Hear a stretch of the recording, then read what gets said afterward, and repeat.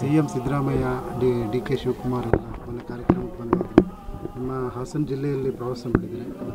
ಒಂದು ವಾರದಲ್ಲಿ 2 ಸಲ ಬಂದು ಹೋಗಿದ್ದಾರೆ ಸರ್. ಇದು ಚುನಾವಣೆ ಹೊತ್ತು ಏನು ಮಾಡ್ತೀವಿ? ಎಲ್ಲ ಬರೋದು ಬರ್ತಾ ಇರ್ತಾರೆ, ಅದಕ್ಕೆಲ್ಲ ನಾವು ತಪ್ಪು ತಿಳಿಯೋಕ್ಕಾಗತ್ತಾ? ಈಗ ಸರ್ಕಾರಿ ಕಾರ್ಯಕ್ರಮ ಅಂತ ಮಾಡಿದ್ದಾರೆ.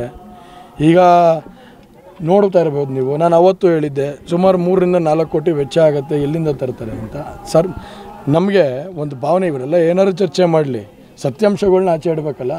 ಈಗ 3 ರಿಂದ 4 ಕೋಟಿ ರೂಪಾಯಿ ಇವಾಗ ಅನುದಾನನ ಈ ಸರ್ಕಾರಿ ಕಾರ್ಯಕ್ರಮ ನಡೆಸೋಕ್ಕೆ ಸರ್ಕಾರದಿಂದ ದುಡ್ಡು ಕೊಟ್ಟಿಲ್ಲ.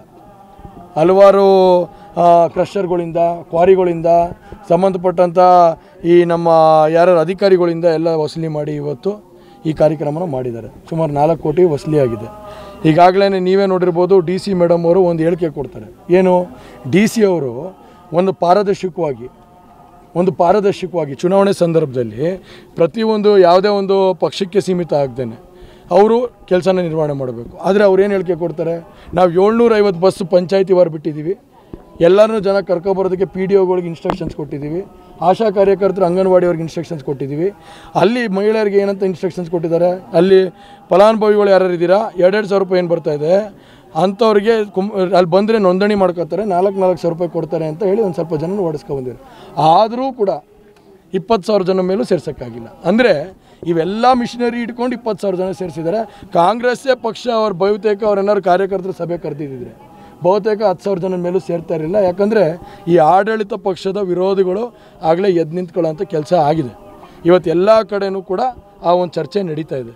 ಇವತ್ತು ಏನು ಈ ಒಂದು ಪಕ್ಷ, ಈ ಒಂದು ಆಡಳಿತ ಪಕ್ಷ ಇವತ್ತು ಅವರು ಕೊಡಬೇಕಾಗಿದ್ದಂಥ ಎಲ್ಲ ಪ್ರಗತಿಪರ ಕೆಲಸಗಳಿಗೆ ಮತ್ತು ರೈತರ ಪರ ನಾನು ನಿಲ್ತೀವಿ ಅಂತ ಏನು ಸುಳ್ಳು ಆಶ್ವಾಸನೆ ಕೊಟ್ಟಿದ್ರು, ಅವೆಲ್ಲ ಇವತ್ತು ಮುಖ ಬಯಲಾಗಿದೆ. ಹಾಗಾಗಿ ರೈತರುಗಳು, ಸಾರ್ವಜನಿಕರು, ಗ್ರಾಮಸ್ಥರು ಎಲ್ಲರೂ ಕೂಡ ಇವತ್ತು ಬೇಸರ ಆಗಿದ್ದಾರೆ ಈ ಸರ್ಕಾರದ ಮೇಲೆ ಅನ್ನೋದು ತೋರಿಸ್ತಾ ಇದೆ.